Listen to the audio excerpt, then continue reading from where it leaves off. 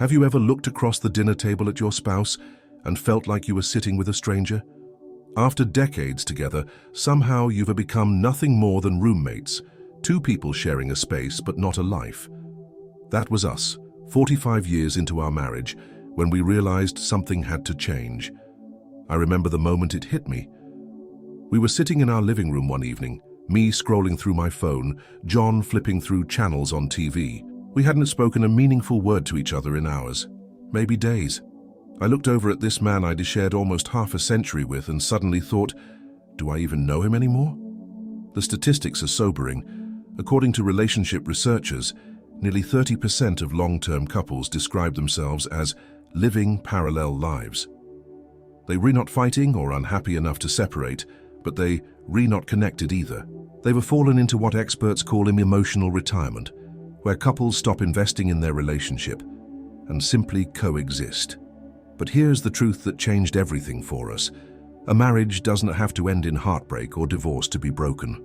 Sometimes the greatest tragedy is sitting right next to the person you once couldn't live without and feeling utterly alone. Today I want to share how we went from feeling like polite strangers to rediscovering the deep connection we thought was lost forever. And amazingly, it started with just 2 minutes a day.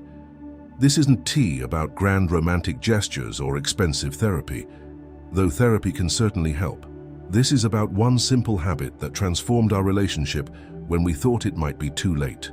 If you're rewatching this video, maybe you recognize something of your own relationship in our story. Whether you've been married for decades or are just starting to notice a growing distance between you and your partner, I believe what I am about to share could be the catalyst for profound change in your relationship too. If you are finding value in this video already, please hit the like button and consider subscribing. Your support helps more people find this content who might be silently struggling in their own relationships. Now let us dive into how a marriage of 45 years went from dutiful roommates back to loving partners with one surprisingly simple daily habit. Our story. Before I share our 2-minute solution, let me take you back to where John and I started. We met in college in the late 1970s. Like many couples of our generation, we married young. I was 22, he was 24. The early years were a whirlwind of building careers, buying our first home and raising 3 children who seemed to grow up in the blink of an eye. Those years weren't perfect. We argued about money, parenting styles, and whose turn it was to do the dishes. But there was always a foundation of connection beneath the day-to-day stress. We were partners tackling life together. Then came what I call the middle years. Careers peaked, kids became teenagers, and our parents started needing more care. We were pulled in so many directions that our relationship became just another item on the to-do list. We functioned well as co-managers of our busy household, but somewhere along the way we stopped seeing each other. By the time we reached our 60s, the kids were long gone with families of their own. John had retired from his engineering job, and I scaled back my hours at the university where I taught. Suddenly, we had all this time together, but we'd forgotten how to connect. The house felt too quiet, too empty. We'd lost our built-in conversation topics, the kids, work stress, scheduling logistics, that had filled our interactions for decades. Our conversations became shallow. What do you want for dinner? Did you pay the electric bill? Have you heard from Sarah lately? We were polite, considerate even, but emotionally distant. We lived together, ate together, even vacationed together, but rarely shared anything beyond the surface. I remember one evening sitting across from John at our anniversary dinner, 45 years together, and realizing we had nothing to talk about. We ordered our meals, commented on the restaurant decor, and then silence. As I watched him methodically cut his steak, I felt a wave of grief wash over me. How had we ended up here? Was this all that was left after nearly half a century together?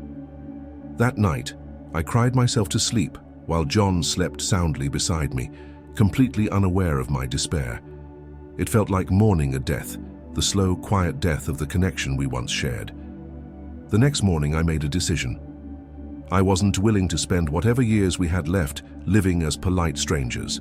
Either we would find our way back to each other, or we needed to have an honest conversation about whether we should remain together. It sounds dramatic, perhaps, but at 67 years old, I'd realized that life was too short to settle for emotional emptiness. What happened next changed everything, and it started with just 2 minutes a day. 3.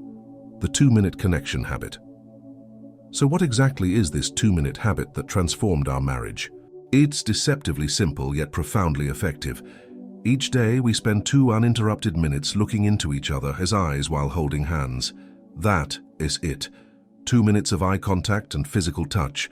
No phones, no TV, no distractions, and most importantly, no talking. Now, before you click away thinking this sounds too simplistic or too awkward, let me explain why this works and how we implemented it. The science behind this practice is fascinating. Eye contact stimulates the release of oxytocin, often called the bonding hormone, the same chemical released when mothers hold their newborns or when we hug someone we love. Physical touch does the same thing. Together, they create a powerful neurological connection that bypasses our logical, verbal brain and speaks directly to our emotional core.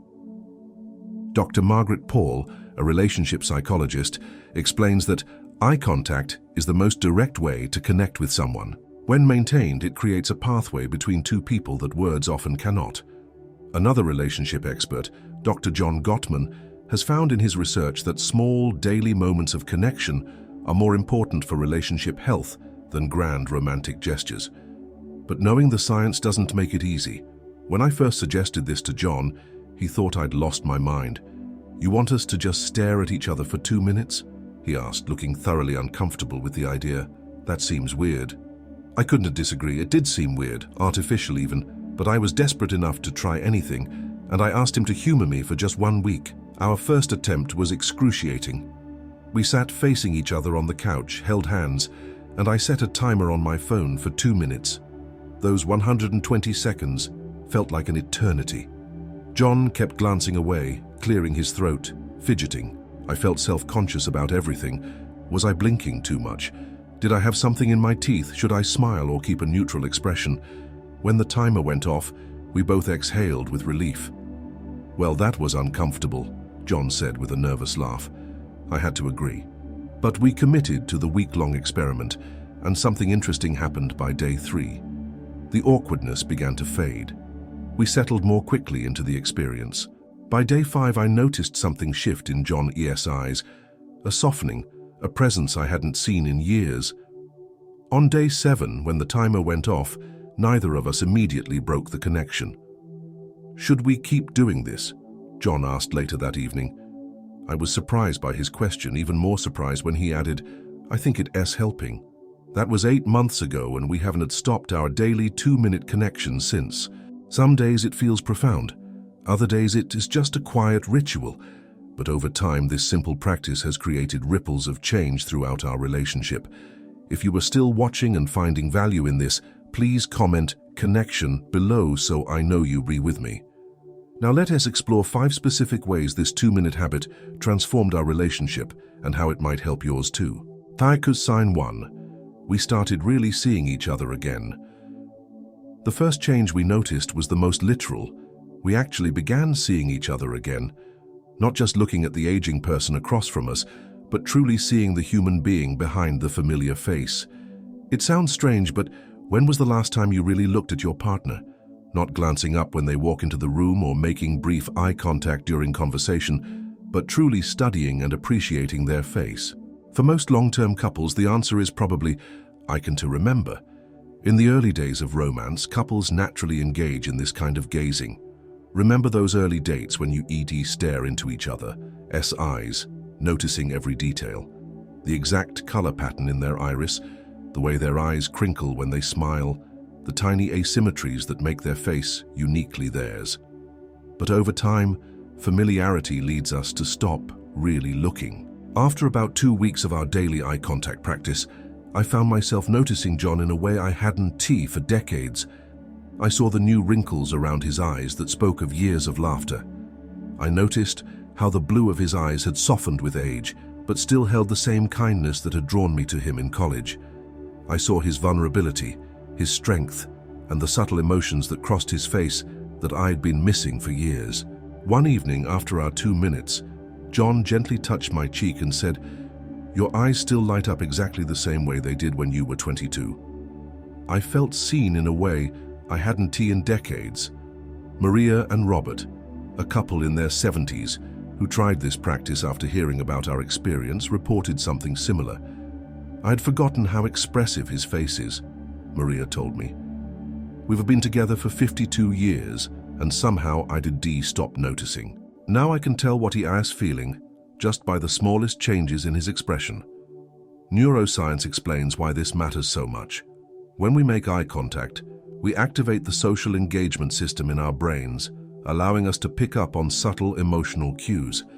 Studies show we can detect emotions in others within 33 milliseconds of looking at their face, but only if we are actually looking. If you try this practice, here is a tip to make it more meaningful.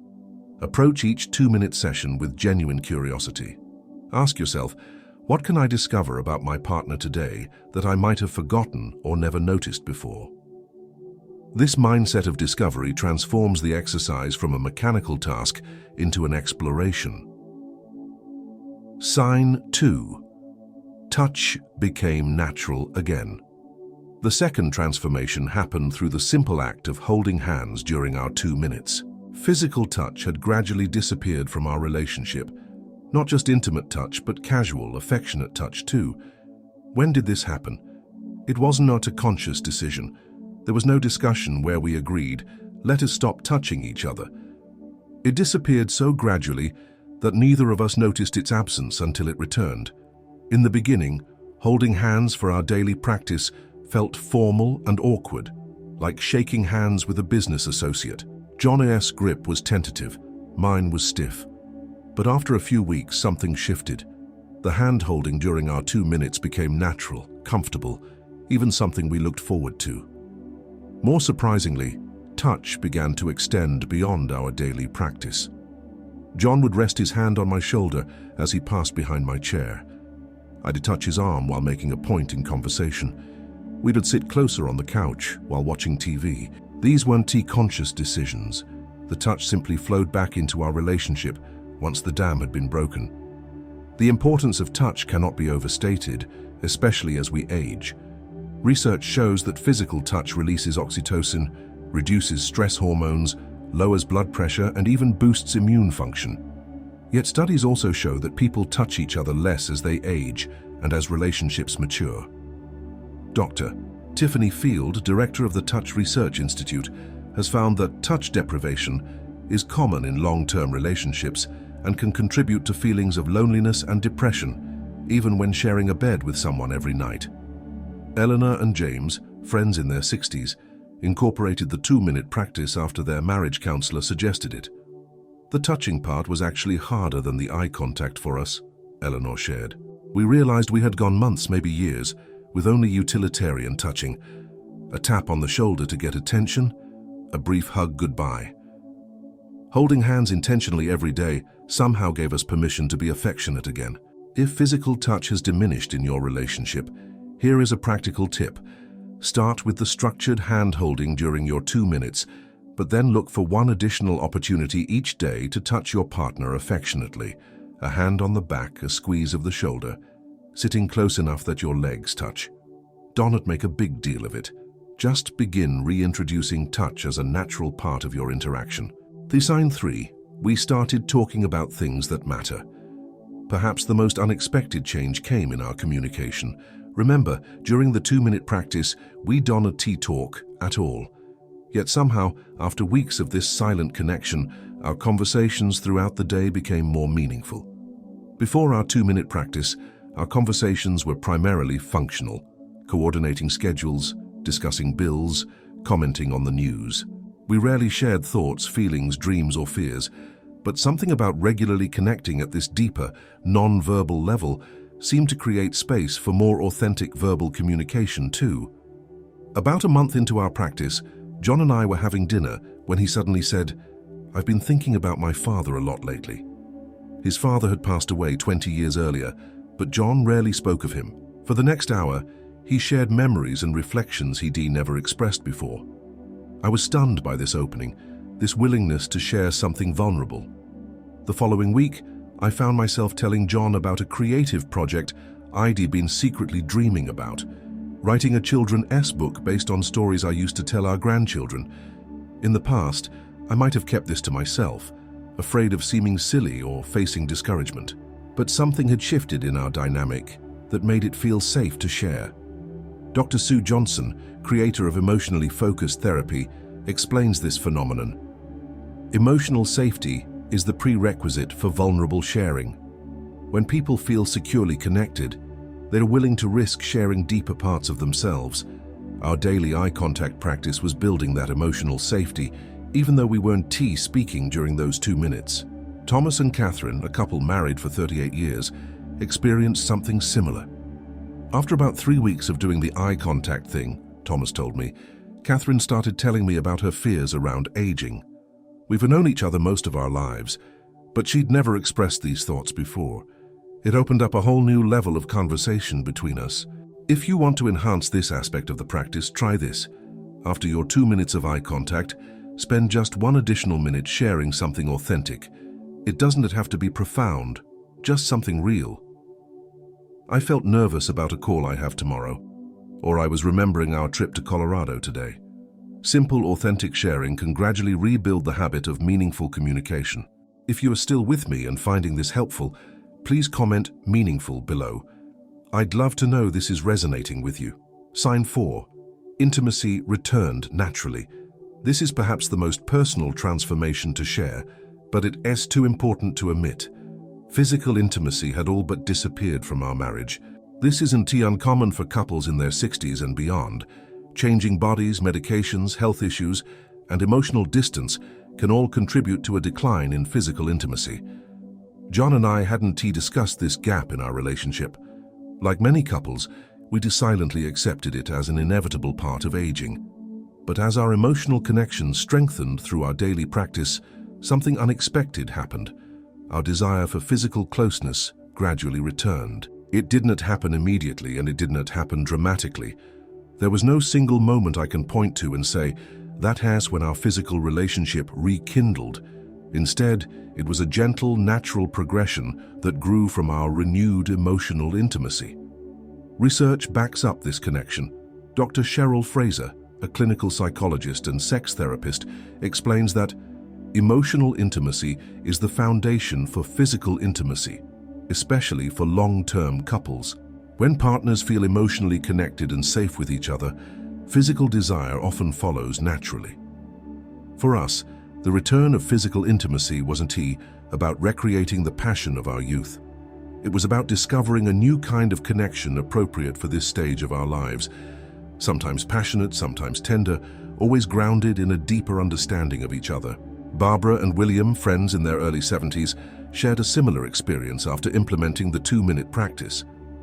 We'd been physically distant for almost a decade, Barbara confided. We never talked about it. It just became our new normal. But after about 2 months of regular eye contact practice, things changed. Our physical relationship now is different than when we were younger, but in some ways it is better because there is a deeper emotional foundation. If intimacy has faded in your relationship, please know that this doesn't have to be a permanent state. The key is to focus first on rebuilding emotional connection without pressure or expectations about where it might lead. Physical intimacy often returns naturally when emotional barriers are lowered. Sign 5. We rediscovered joy and playfulness. The final transformation came as a complete surprise. John and I rediscovered joy and playfulness together. Somewhere along the decades, life had become serious. Responsibilities, health concerns, world problems, they'd all combined to create a somber tone in our relationship. We'd forgotten how to be light-hearted together. About 2 months into our 2-minute practice, something unexpected started happening. Sometimes during our eye contact, one of us would get the giggles. Something about the intensity of looking into each other's eyes would strike us as funny, and we'd end up laughing together. Other times, one of us would make a silly face, breaking the seriousness of the moment. This playfulness began extending beyond our practice. We started teasing each other gently throughout the day. John would dance goofily in the kitchen to make me laugh. I'd leave silly notes for him to find. We began reminiscing about funny moments from our past and creating inside jokes again. Dr. Stuart Brown, founder of the National Institute for Play, has studied the importance of play in relationships. He has found that playfulness between partners creates resilience, strengthens bonds, and even helps couples navigate conflict more effectively. Yet play is often one of the first things to disappear when relationships become routine. For us, the return of playfulness felt like rediscovering a long-lost treasure. It reminded us that even after 45 years, even with the serious realities of aging, we could still find joy together. Henry and Dorothy, a couple in their late 60s, described a similar renaissance of playfulness after implementing the 2-minute practice. "I forgot that Dorothy is actually hilarious," Henry told me. "Somewhere in the decades of raising kids and working and dealing with life, we'd lost our sense of fun. Now we laugh every day. Yesterday she put on her wedding dress from 1975 just to bring me coffee in the morning. We couldn't stop laughing." If your relationship has become overly serious, try introducing gentle playfulness. During your 2-minute practice, it is fine to smile or even laugh if it comes naturally. Outside the practice, look for small opportunities to be lighthearted. Share a funny memory, gently tease your partner, or suggest a playful activity you haven't done in years. How to implement the 2-minute connection practice. If you're interested in trying this in your own relationship, here is a simple guide to get started. 1. Discuss it first. Talk with your partner about trying this practice. Share your hopes for your relationship and why you think this might help. Be honest but gentle. "I miss feeling connected to you" works better than "we never talk anymore." 2. Start small. Commit to just 1 week initially. 7 days is enough to get past the initial awkwardness, but not so long that it feels overwhelming. 3. Create the right setting. Choose a quiet place with minimal distractions. Turn off the TV, put phones in another room, and make sure you want to be interrupted. 4. Keep it simple. Sit facing each other, hold hands, make eye contact, and set a timer for 2 minutes. That is it. 5. No talking during the 2 minutes. This is crucial. The power comes from non-verbal connection. You can talk before or after, but during the 2 minutes, just be present with each other. 6. Be patient with awkwardness. The first few days will probably feel uncomfortable, maybe even silly. That S normal and doesn't T mean you are doing it wrong. 7. No expectations. Don't expect immediate transformation. This is a practice that builds over time, not a quick fix. 8. Consistency matters. Try to do this daily. If you miss a day, don't give up, just resume the next day. 9. Optional reflection. After the 2 minutes, you might want to briefly share what you noticed or felt. Keep this simple and non-judgmental. 10. Extend the practice. After a few weeks, if the practice feels beneficial, you might consider extending to 3 or 4 minutes, but there is no need to make it longer than feels comfortable. Remember, this isn't about staring intensely or creating a perfect experience. It is about showing up consistently to connect with your partner in a simple but meaningful way. 5 potential challenges. While this practice has been transformative for us and many couples we've shared it with, it is not without challenges. Initial discomfort. Almost everyone finds this awkward at first. Eye contact is intimate, and when you've been emotionally distant, intimacy can feel threatening. Push through the discomfort. It does get easier. Resistance from partners. Your partner might be skeptical or unwilling. If they refuse completely, don't force it. Instead, find other small ways to build connection, and perhaps try suggesting it again in a few weeks. Emotional reactions. Don't be surprised if emotions surface during this practice. Tears, laughter, even anger. These are signs that real connection is happening. Welcome whatever emerges without judgment. Inconsistency. Life gets busy, and you might miss days. Don't let perfectionism derail you. Just come back to the practice when you can, expecting too much too soon. This practice works gradually.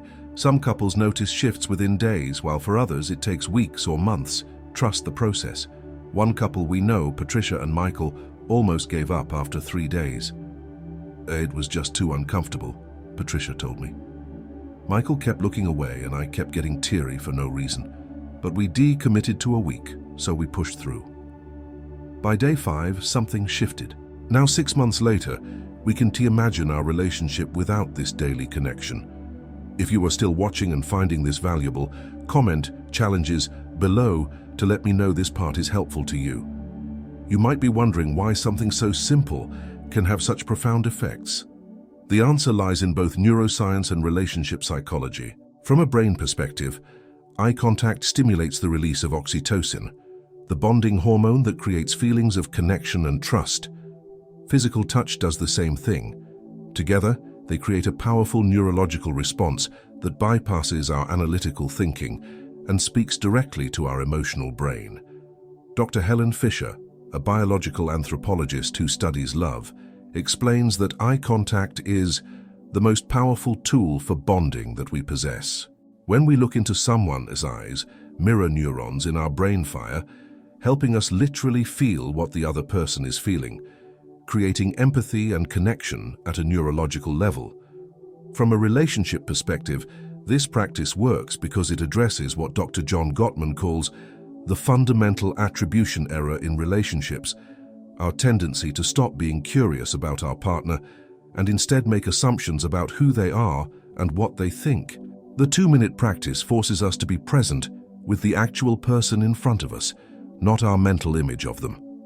Additionally, this practice creates what relationship experts call bids for connection, moments when partners reach toward each other emotionally. Research shows that healthy relationships have about 20 such moments daily, while struggling relationships might have only 3 to 5.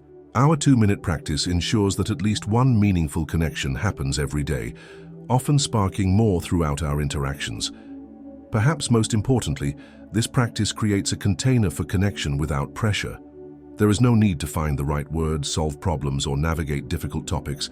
It is simply about being present with each other, which creates safety for deeper connection to emerge naturally over time. As John and I approach our 46th anniversary, we've reflected deeply on what makes a relationship not just endure but thrive in the later years. Our 2-minute practice helped us rediscover some fundamental truths about long-term love. Connection matters more than perfection. No relationship is perfect, and the goal isn't to eliminate all problems. It is to maintain a foundation of connection that helps you navigate life, its challenges together. Small daily moments matter more than grand gestures. A consistent 2 minutes of connection each day has more impact than an occasional extravagant date night or vacation. It is never too late to change course. Even after decades of drift, relationships can be revitalized with consistent, intentional effort. Vulnerability precedes intimacy. Being willing to be seen, really seen, is scary at any age, but it is the only path back to genuine connection. Aging changes relationships, but doesn't diminish them. The connection we share now in our late 60s is different from what we had in our 20s, but it is no less meaningful. In many ways, it is richer and deeper, precisely because of the years we've shared. The poet Rainer Maria Rilke wrote, "Love consists in this, that two solitudes protect and touch and greet each other." In the end, that is what the 2-minute practice helped us rediscover: how to truly see and honor each other as separate selves, while also creating a bridge of genuine connection between us. From roommates back to lovers, our journey wasn't instantaneous or perfect, but it was real. 2 minutes a day of intentional connection gradually transformed 45 years of shared history from a fading memory into a living, growing relationship. If you are in a long-term relationship that has lost its spark, please know that emotional distance doesn't have to be permanent. Whether you've been together for 4 years or 40, it is possible to find your way back to each other. The 2-minute eye contact practice isn't team magic. It is simply a tool that creates space for real connection to emerge. The magic happens in the consistency, in showing up day after day to be present with the person you've chosen to share your life with. As we've aged, John and I have come to understand that love in the later years isn't about recapturing the passion of youth. It is about discovering a deeper, more nuanced connection, one based on truly seeing each other, honoring our shared history, and choosing to grow together even as our bodies grow older. If there is one thing I hope you take from our story, it is this: it is never too late to choose connection. No matter how long you've been drifting apart, no matter how entrenched the emotional distance may feel, there is always a path back to each other if you are both willing to take that first step. Thank you for spending this time with me today. If our story has touched you, or if you plan to try the 2-minute practice in your own relationship, please let me know in the comments below. And if you found value in this video, please like, subscribe, and share it with someone who might need this message. Remember, love isn't just something you feel. It is something you practice 2 minutes at a time.